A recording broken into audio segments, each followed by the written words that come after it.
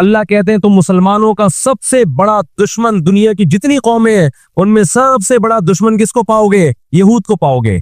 उसके बाद मुशरिकीन को पाओगे, और इस्लाम के सबसे ज्यादा करीब तुम किसको पाओगे? नसारा को, ईसाइयों को पाओगे।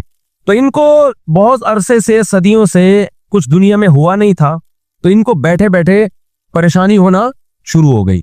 चंद इनके फसादी लोग जमा हुए और उन्होंने कहा कि भाई दुनिया में हर कौम के पास एक मुल्क है, हर मजहब के पास एक मुल्क है, तो हमारे पास भी होना चाहिए। हालांकि ये बात ही गलत है। दुनिया में हर कौम के पास मुल्क नहीं है। दुनिया में लाखों कौमें हैं, मुल्क थोड़ी 10 लाखों हैं। पाकिस्तान में कितनी कौमें हैं?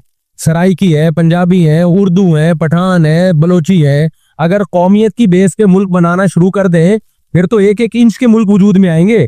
फिर सराइकियों में जाएंगे तो सराइकियों में 20 कौमें हैं, पठानों में जाएंगे, पठानों में 40 कौमें निकलेंगी, मुहाजिरों में जाएंगे, उनमें सिद्दीकी अलग है, हाशमी अलग है, 20 किस्म के, बिहारी अलग है। वो तो कौम दर कौमें बट्टी चली जाएंगी। इन्होंने कहा दुनिया में हर मजहब के पास एक मुल्क है। हालांकि ये बात भी, सिखों के पास कोई अलग मुल्क है, कोशिश कर रहे हैं वो बनाने की, लेकिन अब तक की रिपोर्ट के मुताबिक नहीं है। बहुत सारे दुनिया में मजहब है जिनके पास कोई कंट्री। मजहब की बेस पे हुकूमत दुनिया में 3 कौमों ने की है, मजहब की बेस पे, जो आसमानी मज़ाहिब है, यहूद, ईसाई और मुसलमान। पहली जंग अजीम खत्म होने वाली थी, दुनिया अमन व अमान की तरफ आ रही थी, इनको वो दुनिया का अमन पसंद नहीं आया। इन्होंने जनाब तय किया कि हमें एक मुल्क मिलना चाहिए। इनके बड़े बैठे, किसी ने कहा अफ्रीका में होना चाहिए, किसी ने कहा फलां जगह होना चाहिए, किसी ने कहा फलां जगह होना चाहिए। इनमें चंद शरारतियों को ख्याल आया कि अगर हम किसी भी मुल्क में, किसी भी जमीन पे अनाउंस करेंगे ना, यहाँ हम नया कंट्री बनाना चाहते हैं, तो हमारे यहूद खुद उस पर आमादा नहीं होंगे। इसलिए कि जो शख्स किसी मुल्क में सुकून और इत्मीनान के साथ रह रहा है, कोई यहूदी, तो वो क्यों आएगा हिजरत करके वहां पे? समझ में आ रही है बात? भाई आप किसी कंट्री में अमन और सुकून के साथ हो, ऐलान होता है इन लोगों के लिए वहां अलग मुल्क बन रहा है, तो आप कहोगे मुझे जाने की क्या जरूरत है जब मैं यहाँ सुकून इत्मीनान से हूँ, मुझे तमाम हुकूक हासिल है। यहूदियों को पूरी दुनिया में हर किस्म के हुकूक हासिल थे, और सबसे ज्यादा यहूदियों के साथ अच्छा सलूक मुसलमान खुलफा ने किया है। यहूदी खुद इसके मोतरफ है कि मुसलमानों की और हमारी जंगें वो बनु कुरैज़ा और बनु नज़ैर के बाद, वो जो मदीना के दौर में, उसके बाद कभी भी नहीं हुई है। मुसलमानों की लड़ाइयां या तो अहले फारिस से हुई है, ईरान जो पहले का ईरान था, या ईसाइयों से हुई है, यहूदियों से झड़पें नहीं हुई है। तो इनको ख्याल हुआ बैठे बैठे कि हमें अलग रियासत चाहिए। मुख्तलिफ जगहों का सिलेक्शन हुआ, सब रिजेक्ट हो गया। तो सहयूनियों को ख्याल आया कि अगर हम बैतुल मक़दिस का नारा लगाते हैं कि हमें बैतुल मक़दिस दोबारा चाहिए, ये हमारे आबा व अजदाद का वतन है, तो अलग रियासत का मंजन बेहतरीन तरीके से बिक सकता है।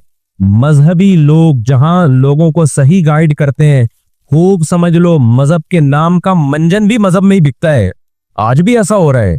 बहुत सी मजहबी तहरीकें लेबल किसका लगा रही होती हैं? इस्लाम में भी ऐसा ही है। जहां इस्लाम में आपको अच्छी तहरीकें मिलेंगी, वहां ऐसी तहरीकें भी मिलेंगी कि लेबल किसका लगाया जा रहा होता है? मजहब का, और मकसद उसके पीछे दुनियावी मफाद होते हैं। इसको समझने की जरूरत है। हमारे यहाँ जहां भी नारा लग जाए ना मजहब का, तो लोग सारे गधे घोड़ों की तरह इकट्ठे हो जाते हैं। ये नहीं देखते कि इसके पीछे इसके मकासद क्या है। तो नारा ये लगाया गया, अल्लाह करे मैं जल्दी से मुख्तसर हिस्ट्री समेट दूं, फिर आपके सामने बात रखूं। नारा ये लगाया गया कि चूंकि बैतुल मक़दिस हमारा था, याकूब अलैहिस्सलाम, यूसुफ अलैहिस्सलाम, मूसा अलैहिस्सलाम और जितने पैगंबर गुजरे, यहया अलैहिस्सलाम, ज़करिया अलैहिस्सलाम, उन सब का मरकज कौन सी जगह है? अर्ज़ मुक़द्दस फ़िलिस्तीन। तो फ़िलिस्तीन के नाम पे पूरी दुनिया से यहूदियों को फ़िलिस्तीन में जमा करना हमारे लिए पॉसिबल है। मगर यहूदी बिखरे हुए थे, उनके पास इतनी ताकत नहीं थी। 2 साजिशें इन्होंने की है। नंबर 1, तिजारत अपने कंट्रोल में लो। कुरान कहता है व अख़ज़िहिमुर रिबा वक़द नुहू अन्हु, अल्लाह ने इन पर सूद लेने पर पाबंदी लगाई थी। इन्होंने दुनिया को सूद के निजाम में लपेट दिया। पूरी दुनिया की दौलत मुर्तकिज होकर किसके पास आने लगी? यहूदियों के पास। मजहबी रियासत बनाई जा रही है। इसकी मिसाल ऐसे है जैसे हम मस्जिद बना रहे हैं और बंदूक हाथ में लेके लोगों के टकैतियां करके पैसा लाओ, जितना पैसा बनेगा, जितना पैसा इकट्ठा होगा, हम उसके लिए उससे क्या बनाएंगे? मस्जिद बनाएंगे। इससे साफ पता चल जाएगा भाई तेरा मकसद मस्जिद बनाना नहीं है, मस्जिद के नाम पे मंजन बेचना है। समझ में आ रही है बात कि नहीं आ रही? लेबल मस्जिद का लग रहा है उसके पीछे, क्योंकि जो मस्जिद जो बनाना चाहता है वो कभी भी हराम पैसे से मस्जिद नहीं बनाएगा। तौरात में आज तक सूद की हुर्मत मौजूद है। तो कुरान ने बयान किया कि इनको हमने सूद लेने से मना किया। लेकिन इन्होंने सूद लेना शुरू कर दिया। बड़े बड़े बैंक आज किसके पास हैं? उनके ताने बाने सारे किससे जाके मिलते हैं? यहूदियों से। बैठे बैठे पैसा जमा करना शुरू किया। तभी तो मैं कहता हूं ये जो बड़े बड़े जनरल स्टोर बने हुए हैं ना, मॉल बने हुए हैं, जो बैंकों से सूदी कर्जा लेके करोड़ों रुपए फूंक देते हैं, इसके बजाय ना अपने इन गरीब दुकानदारों के पास जाया करो जो अपने बाप की कमाई से, विरासत के पैसों से दुकान बना के बैठे हुए हैं। ये जो सूदी निजाम है ना, सूदी निजाम, इससे दुनिया की दौलत मुर्तकिज होकर चंद हाथों में जाती है। फिर वो चंद हाथ ही आपके बाप बन के बैठते हैं दुनिया में। जब से ये बड़े बड़े स्टोर्स बनना शुरू हुए हैं, मॉल बनना शुरू हुए हैं, ये छोटे मोटे दुकानदारों की जो हलाल की आमदन थी उनकी, जो बैंकों से कर्जे नहीं थे, जो दादे परदादे से मेहनत करके आ रहे थे और अब इतना जमात किया कि एक दुकान बना लें, वो सारे एक तरफ रह गए। और एक सरमायादार उठता है, बैंकों से अरबों रुपए का कर्जा लेके एक बहुत बड़ी बिल्डिंग बना देता है और बैठ के नोट छापता है। वो ये कौन सा इनकी खून पसीने की कमाई होती है? तो इस अजाब में दुनिया को किसने धकेला? सूदी निजाम में बोलो, यहूदी ने धकेला है। इनके शातिर दिमाग ने काम किया कि पूरी दुनिया की मईशत किसके कंट्रोल में लेकर आओ?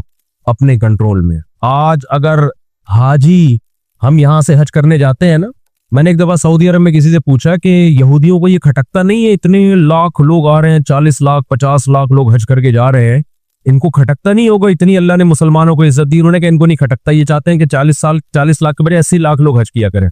वजह उसकी है कि वहां सारा माल इनकी कंपनियों का बिकता है। मैं समझा पा रहा हूं अपनी बात? सारी प्रोडक्ट किसकी बिकती है? मंजन इन्हीं का बिक रहा है वहां भी। तो चाहते हैं 40 लाख के बजाय कितने लाख हज किया करें? 80 लाख हज किया करें। अल्लाह मियां ने हज का जहां तस्करा किया ना, वहां तिजारत का भी तस्करा किया है।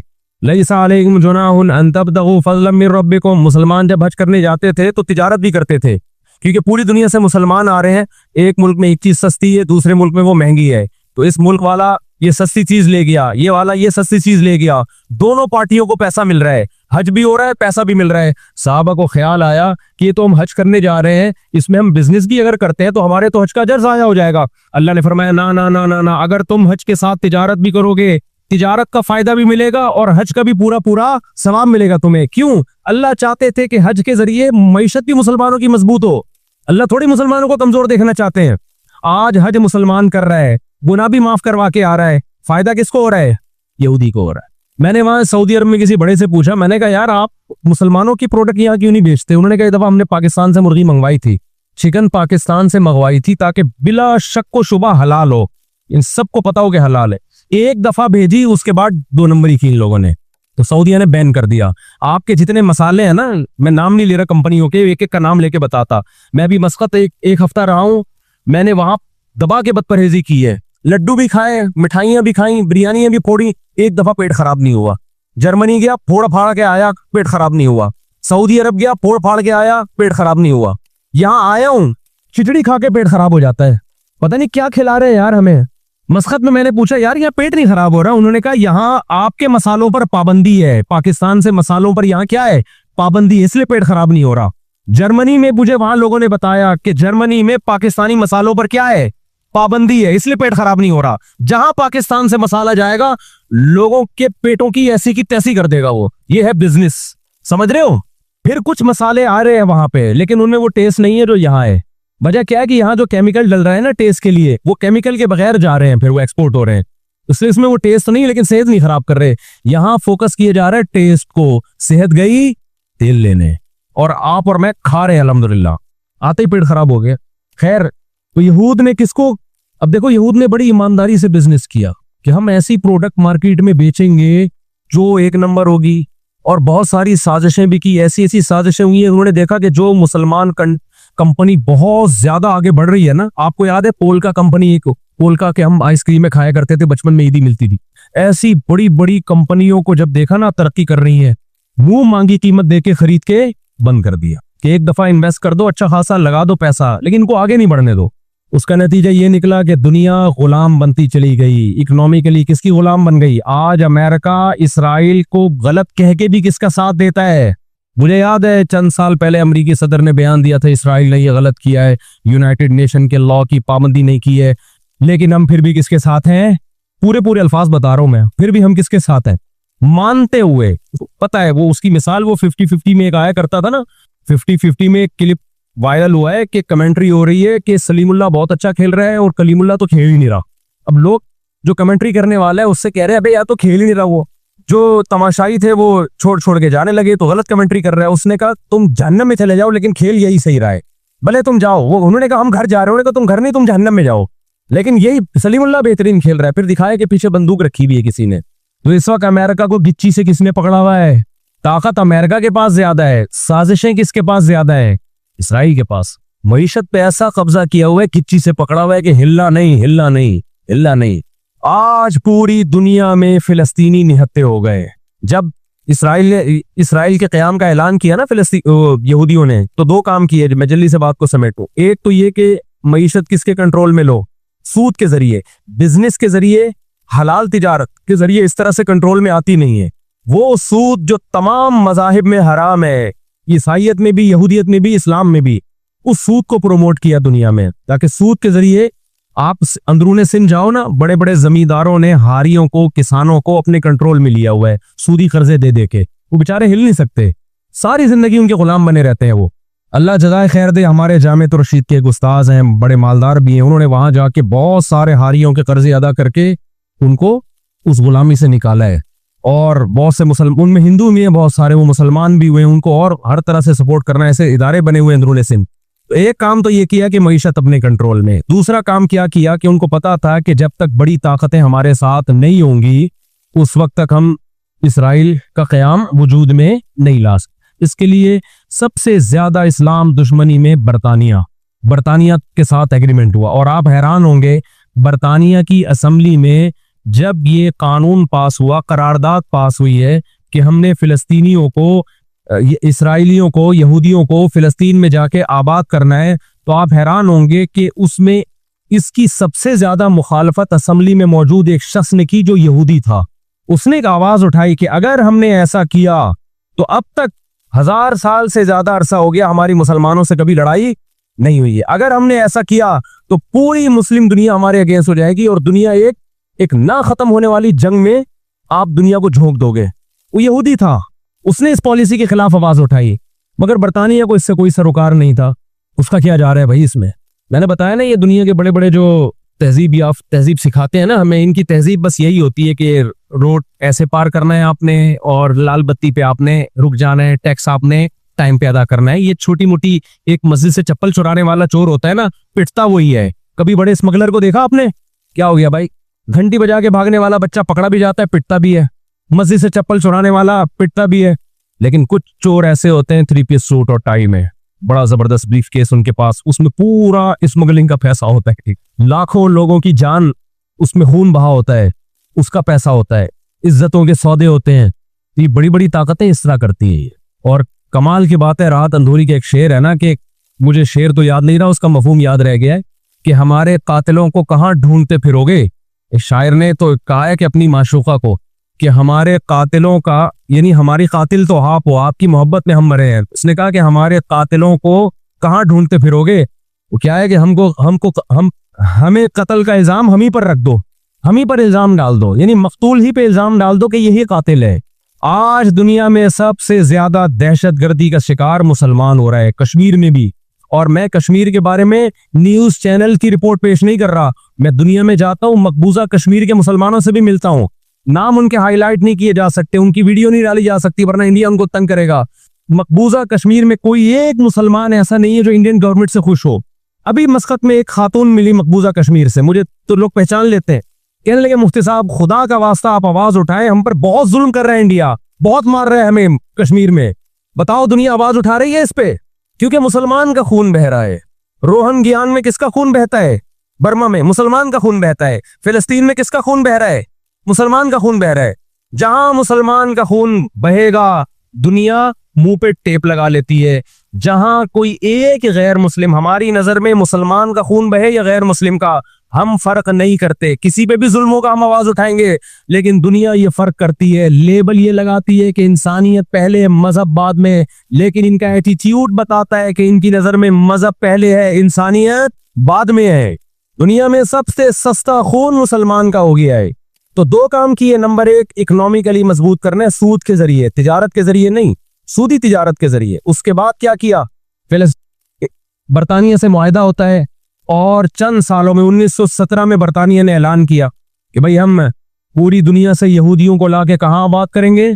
फिलिस्तीन में। उस वक्त मुकम्मल फिलिस्तीन किसका था? अरबों का था, वो मुसलमानों का था। चंद साल में 33% यहूदी इसराइल में आके, फिलिस्तीन में आके आबाद हो गए, और वो वहां गड़बड़ शुरू कर दी उन्होंने। निहत्थे फिलिस्तीनियों को मारना, कत्ल करना, उनकी जमीनों पे कब्जा करना। फिलिस्तीनियों ने आवाज उठाई, और गैरतमंद लोग हैं वो, उन्होंने कहा लन नतरुका शिब्रन लिज़ुल्ली, हम एक बालिश भी नहीं देंगे। जब तक सुल्तान अब्दुल हमीद था ना, खलीफा मुसलमानों का, उसने यहूदियों से कहा था कि शॉपर में मिट्टी उठा के भी ले जाने नहीं दूंगा फिलिस्तीन की। समझते हो? देखो, मुस्लिम हुकूमत चाहे कैसी नालायक हो, खिलाफत चाहे कैसी नालायक हो, उसका वजूद ना होने से बहरहाल बेहतर है। आज लोग कहते हैं तुर्क बिदती थे, तुर्क में मजार थे। मैं मानता हूं ये चीजें गलत थी, लेकिन अब मजार खत्म हो गए, उसके बजाय दूसरी गलत चीजें बहुत सारी आ गई हैं, और बहुत सारी उल्टी चीज। जब तक एक हमारी रियासत थी, एक हुकूमत थी, ना बोस्निया का मसला खड़ा हुआ था और ना इसराइल का मसला खड़ा हुआ था। तो 33% यहूदी आके आबाद हुए। 1945 में जब पहली जंग अजीम का खात्मा, दूसरी जंग अजीम का खात्मा हुआ, बरतानिया की ऐसी की तैसी हो गई थी। कुरान कहता है वकज़ालिका नुवल्ली बाज़ ज़ालिमीन बाज़ा। ये अजीब अल्फाज है कुरान के। हम बाज़ जालिमों को बाज़ के जरिए पिटवाते हैं।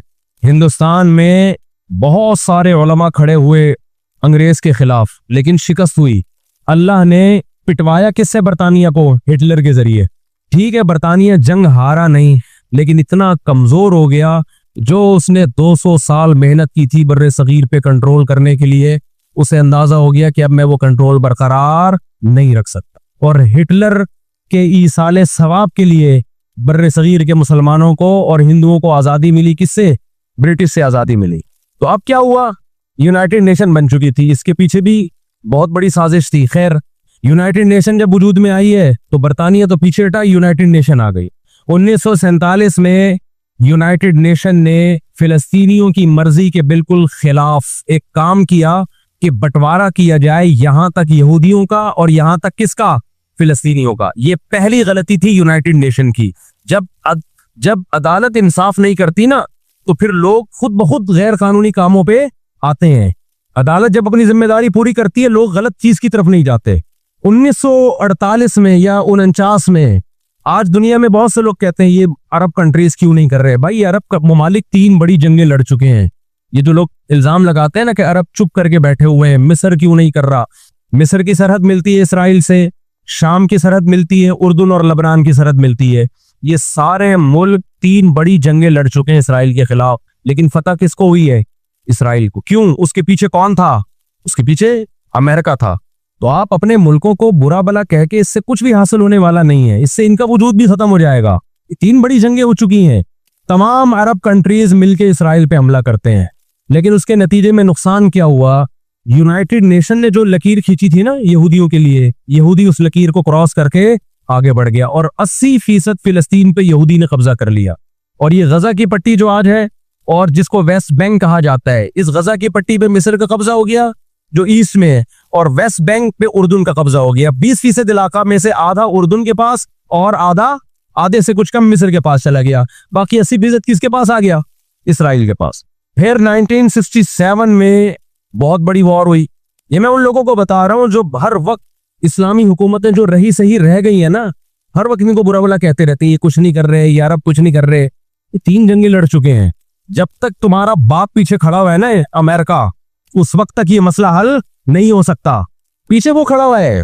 अब क्या है कि जी 1967 में ये तमाम कंट्रीज जो भी इसराइल को घेरे हुए हैं, ये सब मिलके प्लान बनाते हैं, अरब मुत्तहिद होते हैं कि इसराइल को एक ही दफा में सफास्ती से मिटाना है।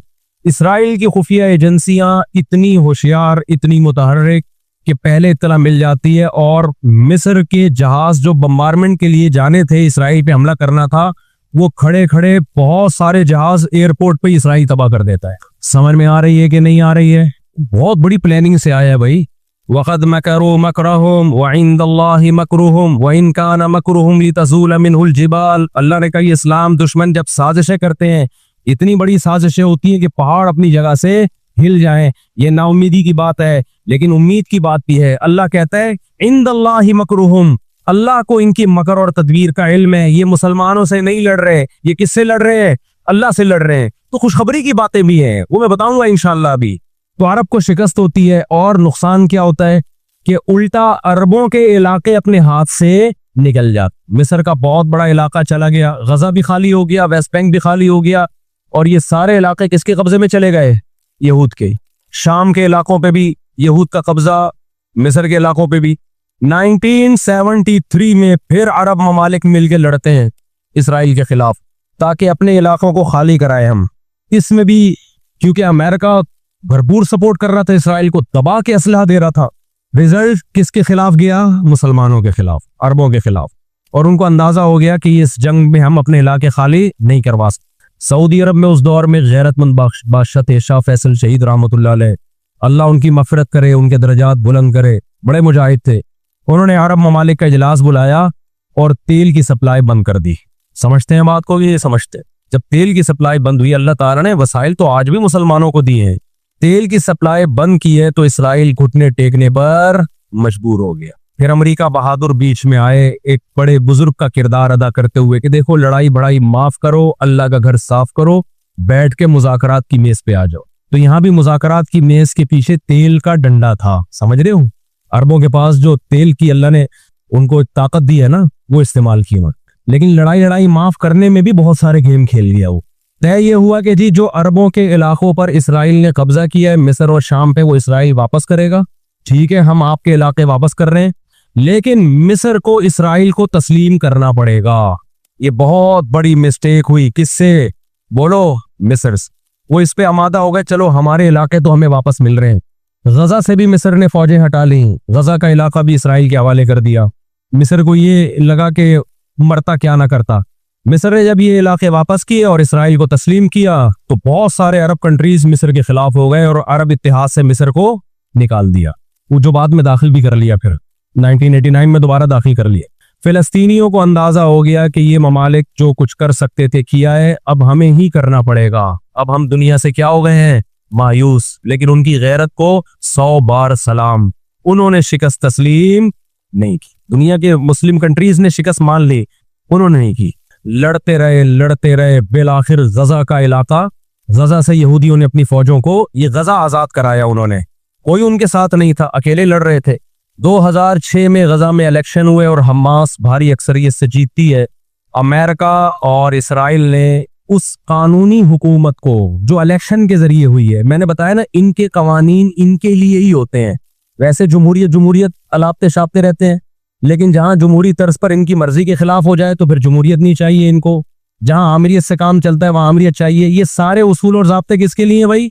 हम गरीबों के लिए हैं, हम गरीबों के लिए। आपको पता है पाकिस्तान में कोयले की बलूचिस्तान में इतनी कानें हैं कि 200 साल तक फ्री बिजली हमें मिल सकती है, लेकिन दुनिया हमें निकालने नहीं देती कि इन्वायरमेंट, माहौल खराब होगा। जबकि बहुत सारे मुल्कों में कोयले से बिजली बन रही है, वहां का माहौल खराब बोलो नहीं होता। समझते हो कि नहीं समझते? दुनिया के जो बड़े पैमाने पर जो बड़े बड़े दहशतगर्द हैं ना, वो कुछ और ही हैं।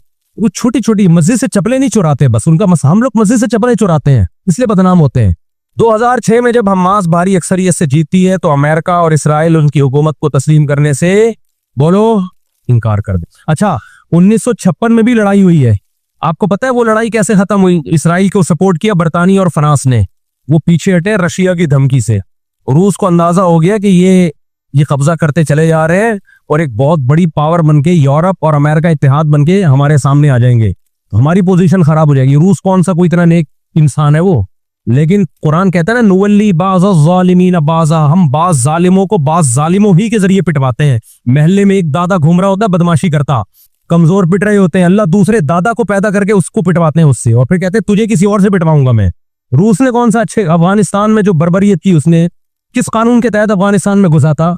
वहां भी अफगानी उसके खिलाफ खड़े हुए और मार मार के भगाया उसको। फिर जो आपके 40-42 मुल्क अभी अफगान तालिबान के साथ लड़के गए हैं, वो किस कानून के तहत आए थे भाई? एक शख्स को पकड़ने के लिए, उसामा बिन लादेन को पकड़ने के लिए आपने पूरी रियासत की ऐसी की तैसी कर दी। तो इनके अपने लिए उसूल कुछ और है, हमारे लिए उसूल बोलो कुछ और है। इसलिए इंसाफ असल कब होगा मेरे भाई? आखिरत में। लेकिन आपकी इत्तला के लिए आखिरत से पहले दुनिया में भी एक दफा होगा, और ये हमारे पैगंबर सल्लल्लाहु अलैहि वसल्लम की बशारतें हैं। आज वो फिलिस्तीनी निहत्ते हो चुके हैं, ना मिस्र में उनसे लड़ने की ताकत है, क्योंकि मिस्र 3 जंगे लड़के हार चुका है। ना शाम में उनसे लड़ने की, शाम के अंदर तो खुद ऐसी साजिशें की है कि उसको खोखला कर दिया। जो भी ताकतवर मुल्क थे, इसराइल ने उनको अपने रास्ते से पहले ही हटा दिया। और याद रखो, इसराइल सिर्फ फिलिस्तीन नहीं चाहता है, ये हमारी भूल है।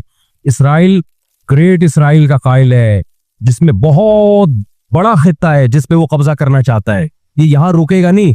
अगर आज हम गजा को इसराइल के हवाले कर दें कि चलो दुनिया में अमन आ जाएगा, एक हुकूमत इनको दे दी जाए, चंद लोगों को कंट्रोल, हथियार डलवा के इनको कंट्रोल दे दिया जाए, तो ये आपकी भूल है। कुरान कह रहा है वयसाउना फिल अर्दी फसादा, इनकी फितरत में है कि ये जमीन में हमेशा फसाद मिचाते रहेंगे। जो बात हिटलर ने कही थी वो कुरान 1400 साल पहले कह चुका था। हिटलर ने कुरान में देख के नहीं कही है, हिटलर ने तो मुशाहिदा करके कही थी ये बात। ना मिस्र में लड़ने की ताकत, 3 जंगें हार चुका है, ना लबनान में लड़ने की ताकत, ना उर्दून में लड़ने की ताकत, ना शाम में लड़ने की ताकत। सऊदी अरब और इसराइल के हालात अच्छे होने जा रहे थे, ये वाकया हुआ, सऊदी अरब ने अल्हम्दुलिल्लाह यू टर्न ले लिया। एक अच्छा इक़दाम है सऊदी अरब का, वरना तो ये मसला दब गया था। सऊदी अरब पीछे हट गया, उर्दून पीछे हट गया, बहुत सारे इस्लामी मुल्क जो जा रहे थे कम से कम इस वाकये के नतीजे में पीछे हटे हैं, वो एक स्टेप पीछे की तरफ आए हैं। और अब इतनी जल्दी आगे जा नहीं सकते, इनकी अपनी आवाम नहीं छोड़ेगी इनको। अगर ये आगे की तरफ गए, यहूदियों से इन्होंने दोस्ती लगाने की, इसराइल से दोस्ती लगाने की कोशिश की। मैं बार बार कहता हूं, जब मैं यहूदी का लफ्ज इस्तेमाल करता हूं तो उससे सहयूनी और इसराइली मुराद होते हैं, जो इसराइल को सपोर्ट कर रहे हैं। सारे यहूदी इसमें दाखिल नहीं है। आज भी बहुत सारे यहूदी वहां फिलिस्तीनियों को सपोर्ट कर रहे हैं, दुनिया में मुजाहरे हो रहे हैं फिलिस्तीनियों के हक में। हमें इस बारे में क्या हिदायत मिलती है कुरान और सुन्नत में? वक्त बताइए, ये घड़ी आगे थोड़ी सी, वक्त काफी ज्यादा हो गया। मैं इंशाल्लाह हमें इस बारे में कुरान और सुन्नत में क्या हिदायत मिलती है, इस पर मैं इंशाल्लाह जुम्मे की नमाज के बाद कुछ देर बात करूंगा। वक्त चूंकि बहुत हो गया, जुम्मे की नमाज पर लेट हो जाती है। अल्लाह ताला गजा में जो अहले इस्लाम पे, फिलिस्तीनियों पे जुल्म हो रहा है, अल्लाह ताला उनकी मदद करे और गासिब इसराइल को अल्लाह ताला हिदायत दे। जो हिदायत के काबिल नहीं है तो अल्लाह इनको तबाह बर्बाद करे। देखिए, नबी सल्लल्लाहु अलैहि वसल्लम ने फरमाया, बुखारी मुस्लिम की हदीस है, तुक़ातिलून अल यहूद हत्ता यख्तबी अहदुकुम वरा अल हजर फयक़ूल हजर या मुस्लिम हादा यहूदियुन फ़क़्तुल हादा यहूदियुन वराई फ़क़्तुलहु। नबी सल्लल्लाहु अलैहि वसल्लम ने फरमाया, तुम्हारी यहूद से लड़ाई होगी, जिहाद होगा, यहाँ तक कि कोई यहूदी अगर पत्थर के पीछे छुपेगा तो पत्थर कहेगा कि ऐ मुसलमान, ये यहूदी है, इसको कत्ल कर दे, ये मेरे पीछे छुपा हुआ है। हर दरख्त भी गवाही देगा, हर पत्थर भी गवाही देगा, इल्लल गरक़द, सिवाय गरक़द दरख्त के। यहूदियों को कोई मुकद्दस दरख्त है जो इसराइल में बहुत ज्यादा लगाते भी हैं ये लोग। नबी सल्लल्लाहु अलैहि वसल्लम ने जब ये बात इरशाद फरमाई तो उस वक्त मुसलमानों की यहूदियों से ऐसी किसी लड़ाई का तस्वुर भी नहीं था। एक पेशगोई थी जो किसी के ख्वाबो ख्याल में भी नहीं था कि सदियों बाद जाके ऐसा हो सकता है। इससे भी पता चलता है कि हमारे नबी सल्लल्लाहु अलैहि वसल्लम की जो पेशगोइयां हैं, अगर वो पूरी नहीं हुई तो आप टाइम का इंतजार करें, एक वक्त पूरी हो जाएंगी। 1300 साल तक मुसलमानों को इस हदीस का मतलब समझ में नहीं आया। अमली दुनिया में ईमान तो था सबका कि अल्लाह के नबी ने जो फरमाया बरहक है, क्योंकि यहूदियों से मैंने बताया ना, लड़ाई हुई नहीं है। जब मदीना से और जजीरे अरब से इनको निकाला गया, ये दुनिया के मुख्तलिफ मुल्कों में जाके आबाद हो गए हैं। उसके बाद ये हमेशा या तो ईसाइयों के ज़ेरे साया रहे हैं या मुसलमानों के ज़ेरे साया रहे। इनकी लड़ाई अगर हुई ईसाइयों से हुई है, मुसलमानों से इनका कभी टाकरा नहीं हुआ। लेकिन पैगंबर सल्लल्लाहु अलैहि वसल्लम ने क्या फरमाया सहाबा से, तुक़ातिलूना, तुम लड़ोगे, तुमसे मुराद ये उम्मत लड़ेगी। एक वक्त आने वाला है और ऐसी लड़ाई होगी, ऐसी लड़ाई होगी कि हत्ता यख्तबी अहदुकुम वरा अल हजर, के पत्थर और दरख्त भी यहूदी का साथ देना छोड़ देंगे। आज दुनिया जिन हालात की तरफ जा रही है ना, ये ऐसा लगता है कि इस हदीस के पूरा होने का टाइम आ गया है। हम जब कुरान मजीद पढ़ते थे, अब भी पढ़ते हैं, लेकिन जब तलब इल्मी के दौर में जब समझ के पढ़ना सीखा हमने, तो हम जगह जगह कुरान में देखते थे ज़ुरिबत अलैहिमुज़्ज़िल्ला, अल्लाह ने इन पर जिल्लत को मुसल्लत कर दिया है। मैं बार बार कहूँ, यहूदियों से हमारी मुराद अलल इतलाक सारे यहूदी नहीं है, क्योंकि मेरे बयान को लोग शॉर्ट काट के, शॉर्ट क्लिप बना के गलत चलाते हैं। अभी मेरा एक बयान किसी ने चलाया, मैं बयान में कह रहा हूं कि औरत और मर्दों की नमाज में जो फ़र्क है किसी हदीस से अगर साबित नहीं है, तो ये भी तो हदीस से साबित नहीं है कि औरतें सफ़ा मरवा में चलेंगी, दौड़ेंगी नहीं। ये भी तो हदीस से साबित नहीं है कि औरतें आहिस्ता लब्बैक कहेंगी। आगे मैंने पूरी डिटेल में बात की है। किसी ने मेरा इतना सा क्लिप चला दिया और जवाब में किसी दूसरे का क्लिप चला दिया कि देखो फला फला हदीस तो है। फला हदीस तो है जिसमें आता है औरतें सफा मरवा पे चलेंगी, हालांकि मैं उन हदीसों का जवाब उस क्लिप में दे चुका हूं। नंबर 1 वो मरफू हदीसें नहीं है, नंबर 2 वो सही रिवायतें नहीं है, मनगढ़ंत है, या तो बहुत दर्जे की ज़ईफ है, इस काबिल नहीं है कि उनको दलील के तौर पे पेश किया जाए। लेकिन शरारती ने मेरा आधा क्लिप चलाया और दूसरे स्कॉलर का मेरे मुकाबले में लगा दिया। नीचे लोग कह रहे हैं मुफ्ती को हदीसों का नहीं पता और इन साहब को हदीसों का पता है। तो आप कर ले जो मर्जी करना है, क़यामत में अल्लाह हिसाब किताब ले लेगा। तो मेरे क्लिप लोग अधूरे चलाते हैं, हमें अल्लाह का शुक्र है इन लोग, हम नहीं कह रहे बहुत बड़े फंटर हैं, ये जो आजकल के यूट्यूबर्स आ रहे हैं ना, जो नए नए स्कॉलर्स आ रहे हैं, इनसे कुरान का भी अल्हम्दुलिल्लाह ज्यादा पता है, हदीसों का भी इनसे अल्हम्दुलिल्लाह ज्यादा पता है। हमने जिन उस्ताजों से हदीसें पढ़ी है ना, उनके 20-20 साल के तजर्बे हदीस पढ़ाने के, और वो उर्दू में नहीं पढ़ाते हैं, वो अरबी में पढ़ते हैं, अरबी में पढ़ाते हैं, और अस्माउर रिजाल के बड़े बड़े अल्लामे हैं। समझते हो कि नहीं समझते?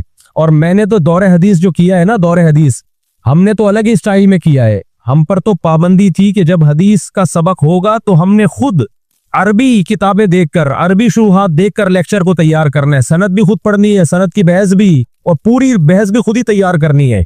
तो इस स्टाइल में जब इंसान हदीस पढ़ता है तो उसकी इस्तेदाद और ज्यादा बढ़ जाती है। आजकल के जो नए नए स्कॉलर आ रहे हैं, इनसे कहो कि बगैर जबर जेर पेश के ना हदीस की एक सनद पढ़ के दिखा दें, मफहूम तो अगली चीज है।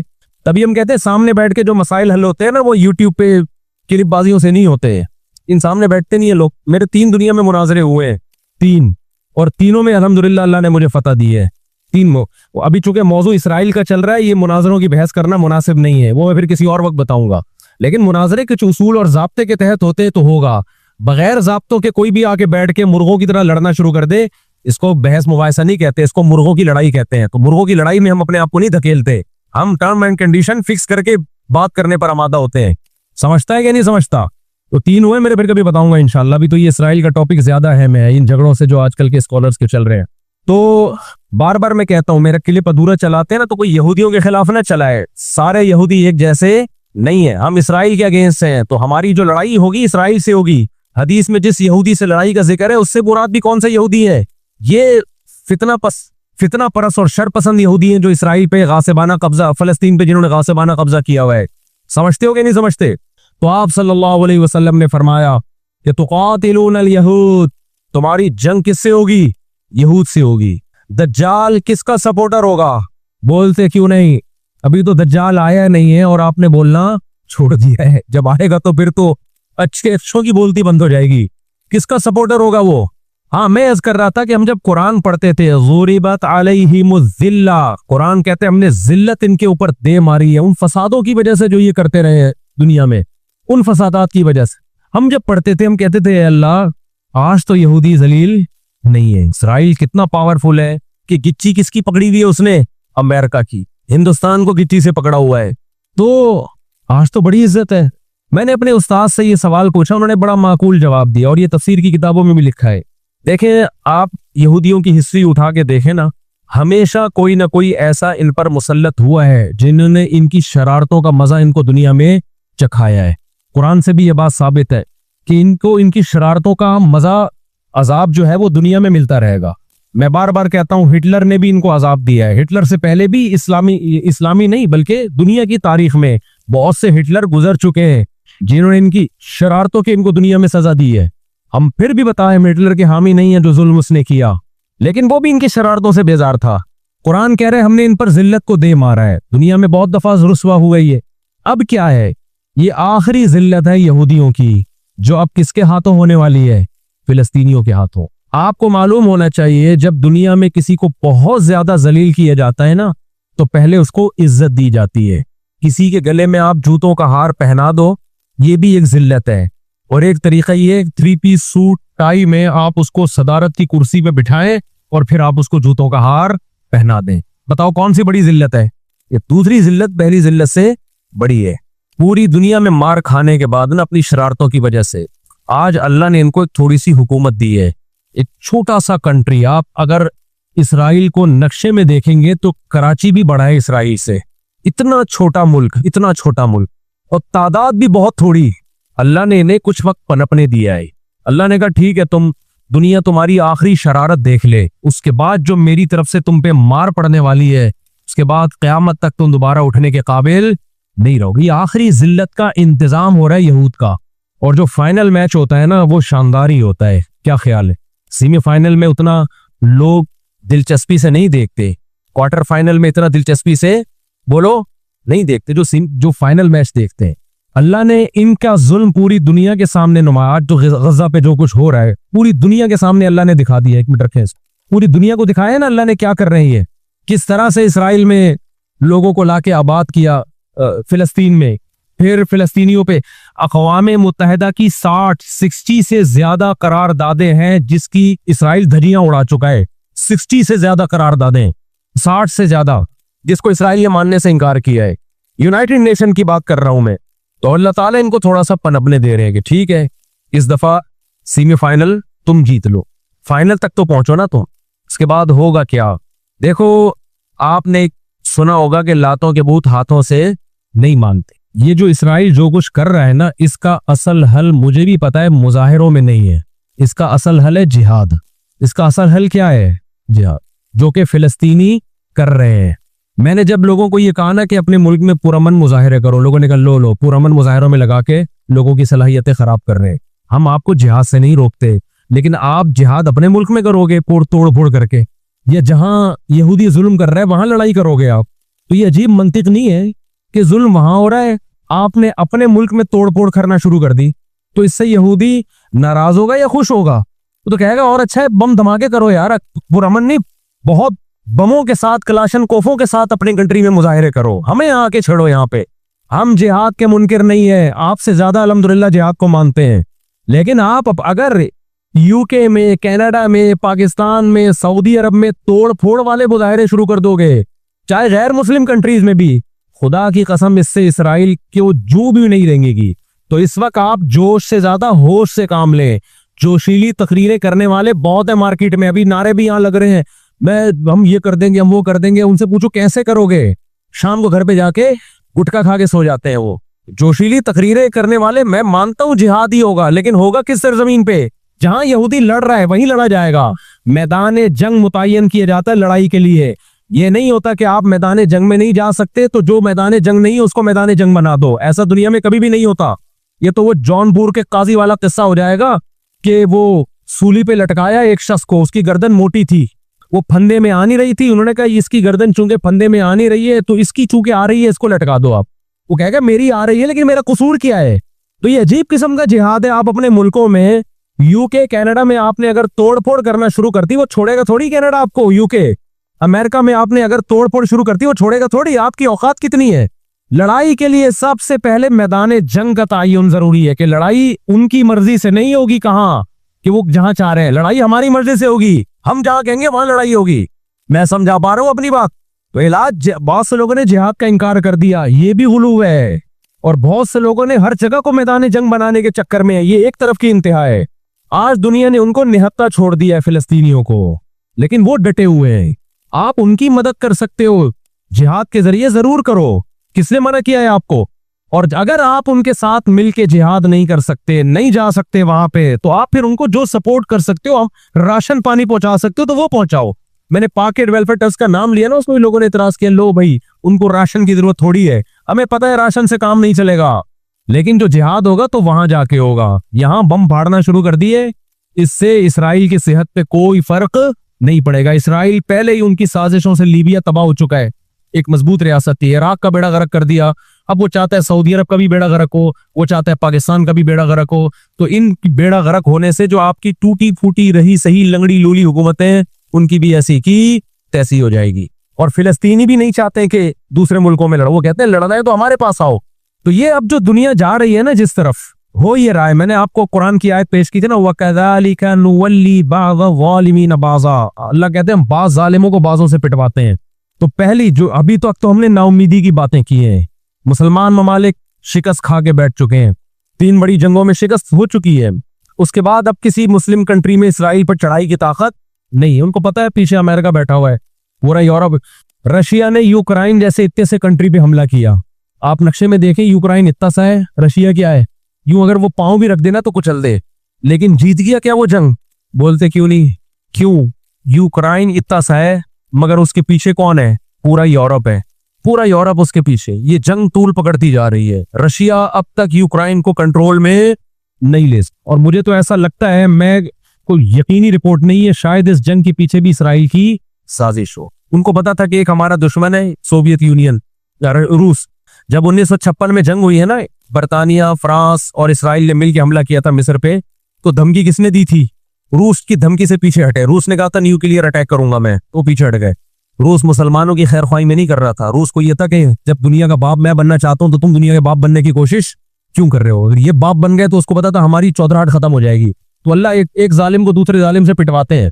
तो आज भी रशिया, चाइना वो इसराइल के हक में नहीं है। ऐन मुमकिन है अल्लाह मजलूमों की आवाज से ऐसे हालात पैदा कर दे कि इस जंग में बराह रास्त कौन कूद पड़े?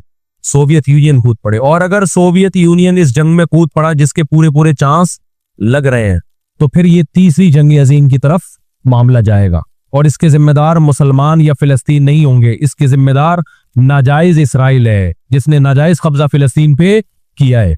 और फिर दुनिया में जो तबाही होगी ना, तबाही होगी, वो मेरे और आपके तस्वुर से भी ज्यादा है। क्योंकि अब तलवारों से या सिर्फ हवाई जहाजों से जंग नहीं होती, अब सबके पास न्यूक्लियर हथियार है, अब एटम बम चलेंगे।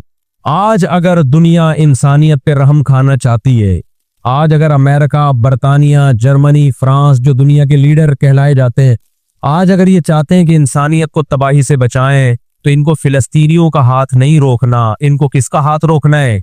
जो असल जालिम है ना, यहूदी, उसका हाथ रोकना है। फिलिस्तीनियों के पास अपने दिफा का पूरा पूरा अखलाकी हक भी है, मजहबी हक भी है, कानूनी हक भी है। तो आज अगर ये इसराइल का हाथ जबरदस्ती रोक लेते हैं तो दुनिया बड़ी तबाही से बच जाएगी। और अगर ये दुनिया इसराइल का हाथ नहीं रोकती और इस जंग को बंद करने की कोशिश नहीं करती, तो भाई जो तीसरी जंग की तरफ मामला जा रहे हैं, उसके जिम्मेदार ये लोग होंगे जो दुनिया में तहजीब के ठेकेदार हैं। यहां तक बात समझ में आ गई कि नहीं आ गई? दूसरी बात, हमें कुरान और सुन्नत पे इस बारे में क्या हिदायत मिलती हैं? अल्लाह कहता है मैंने यहूद पे जिल्लत को मुसल्लत कर दिया है। इस आयत में और इस हदीस में जो मैंने तुकातिलूनल यहूद वाली हदीस पढ़ी, इसमें मुसलमानों के लिए खुशखबरी है कि अल्लाह ताला ने जैसे बनी इसराइल इंतहाई कमजोर थे, फिरौन का जुल्म और बर्बरियत का शिकार थे। अल्लाह सूरह कसस में कहते हैं वनुरीदु अन नमुन्ना अलल लज़ीना इस्तुज़इफू फिल अर्ज़, हमने इरादा किया कि जमीन में कमजोर तरीन लोगों को उठा के जमीन का इमाम बना देंगे, ताकतवर पे गालिब कर देंगे। बहुत दफा ऐसा हुआ है, कम मिन फियतिन क़लीलतिन ग़लबत फियतन कसीरतन बिइज़्निल्लाह। अल्लाह कहते हैं दुनिया के नक्शों में जो गालिब होता है, जिसकी फतह असबाब की दुनिया में यकीनी होती है, मैं बहुत थोड़ी सी जमात को ताकतवर बना के दुनिया का इमाम बना देता हूं। हमें अल्लाह की रहमत से और कुरान और हदीस की जो बिशारतें मिल रही हैं, उससे पूरी पूरी उम्मीद है कि इंशाअल्लाह ये जो अभी हालात हुए हैं, ये फिलिस्तीन की शिकस्त पे मुंतज नहीं होंगे। इंशाअल्लाह ये इसराइल की शिकस्त पे और यहूदियों की हमेशा के लिए शिकस्त पे ये इसका नतीजा निकलेगा इंशाअल्लाह। और नबी सल्लल्लाहु अलैहि वसल्लम की वो हदीस पूरी होगी कि तुम्हारी जो बड़ी जंग होगी, नबी ने क्या फरमाया, इस उम्मत की एक जमात हमेशा जिहाद करती रहेगी। ला यज़ालु ताइफतुम मिन उम्मती ज़ाहिरीन अलल हक़, हर दौर में लड़ाई हुई है, जिहाद हुआ है। आप इस हिस्ट्री उठा के देख, कहीं ना कहीं जिहाद हमेशा होता रहा है, तो आज भी ऐसा होगा। और बिल आखिर ये मामलात अगर बैनुल अक़वामी दुनिया ने कंट्रोल नहीं किए, तो नबी सल्लल्लाहु अलैहि वसल्लम की पेशगोइयां इंशाअल्लाह बहुत जल्द पूरी होने वाली हैं। और ये जो इनको इज्जत मिली है ना, ये असल में बहुत बड़ी जिल्लत की तमहीद है।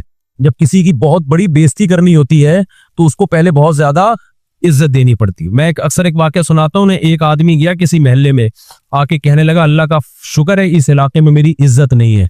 लोगों ने इसमें शुक्र अदा करने की क्या बात है? उसने कहा अगर इज्जत होती तो आज मेरी बहुत ज्यादा बेइज्जती हो जानी थी। आज मैंने ऐसा काम किया कि मेरी बहुत ज्यादा बेइज्जती हो जाती। तो ये एक बहुत बड़ी जिल्लत का पेश खैमाई। हमारी जिम्मेदारी है कि हम उनके लिए दुआ भी करें, अपने मुल्क में हम पुरअमन एहतजाज भी करें। गैर मुस्लिम रियासतों में भी एहतजाज की इजाजत है, यहाँ हमने पुरअमन ही करना है। यहाँ तोड़ फोड़ से कोई फायदा होने वाला नहीं है। जोश में होश ना छोड़ दें आप। यूके में पाबंदी लगाई कि आप फिलिस्तीनियों का झंडा नहीं लहरा सकते, लोगों ने लहराना शुरू कर दिया। उसका नतीजा क्या निकला? फिलिस्तीन आजाद हो गया। उससे जिन्होंने लहराया उनको गवर्नमेंट उठा के ले गई। तो थोड़े बहुत लोग जो कुछ गैरत जिनमें थी, वो भी अपने आप को हाथ पांव कटवा रहे हैं अगर, तो फिलिस्तीनियों के लिए फिर एहतजाज करने वाला, आवाज उठाने वाला दुनिया में कौन होगा? तो जो मैदान जंग है वही मैदान जंग है, और जो मैदान जंग नहीं है उसको मैदान जंग बनाने की कोशिश ना करो। यहूदी चाहता है पूरी दुनिया मैदान जंग बन जाए, इसराइल में अमन हो जाए, ताकि मैं बादशाही करूं दुनिया पे। हम चाहते हैं ना ना ना, जो मैदान जंग आपने जिस जगह को रखा है हम जंग वहां से हटने नहीं देंगे, वही मैदान जंग होगा, वही जगह मैदान जंग बनेगी। और आपने अपनी हुकूमतों पे दबाव डालना है, हुकूमतों पे प्रेशर। देखो उर्दून में जब एहतजाज हुआ है, उर्दून का बादशाह ने आके इसराइल के खिलाफ बयान दिया है। लोग समझते हैं इन एहतजाजों से क्या होगा, इन पुरअमन मुजाहिरों से क्या होगा। ऐसा नहीं है, इन पुरअमन मुजाहिरों से हुकूमतों पे दबाव पड़ता है। आप जो कर सकते हैं वो तो करें ना, आप जो कर सकते हैं वो तो करें। और एहतजाज और मुजाहिरों की कॉल सियासी जमातें देती हैं, मुफ्तियाने किराम नहीं देते। लोग मुझे कह रहे हैं आप बुलाओ एहतजाज का धरना, हम आएंगे। मुझे पता है 4 आदमी भी नहीं आएंगे, 4 आदमी भी नहीं आएंगे हमारे धरने पे। ये सियासी जमातों का काम, और सियासी जमातें भी कर रही है, लेकिन और ज्यादा करना चाहिए। हुकूमतों के काम होते हैं सियासी सतह पे जो एहतजाज जब गवर्नमेंट लेवल पे होता है वो पावरफुल एहतजाज होता है उसका और हुकूमतें एहतजाज जब करती हैं जब उनको पब्लिक का डर होता है। तो आप सोशल मीडिया पे, फेसबुक पे आप एहतजाज के जरिए दुनिया को दिखाओ हम फिलिस्तीनियों के साथ हैं। इससे फिलिस्तीनियों को भी सुकून मिलेगा कि दुनिया ने हमें यतीम और लावारिस नहीं छोड़ा। अब ये गजा का वाकया होने से पहले दुनिया ने उनको बिल्कुल लावारिस छोड़ दिया था। सारी दुनिया इसराइल से, हमारे मुल्क में इसराइल को तस्लीम करने और इत्तेहाद की बातें शुरू हो गई थी। इस जंग के बहुत ज्यादा नुकसानात हुए हैं, लेकिन इसका एक फायदा भी ये हुआ है कि इसराइल का इशू दोबारा दुनिया में खड़ा हो गया है। अब इतना आसान नहीं है इसराइल को तस्लीम करना। तो हम अल्लाह से दुआ करते कि ऐ अल्लाह हमारे इन मजलूम भाइयों की मदद फरमा, और जो भी जालिम है उनको हिदायत दे, जो हिदायत के काबिल नहीं है अल्लाह उनको तबाह बर्बाद करे। उलमा ने ये भी कहा है कि फजर की नमाज में जो गासिब यहूदी है, इसराइली है, उनके खिलाफ कुनूत नाज़िला का भी एहतमाम करना चाहिए।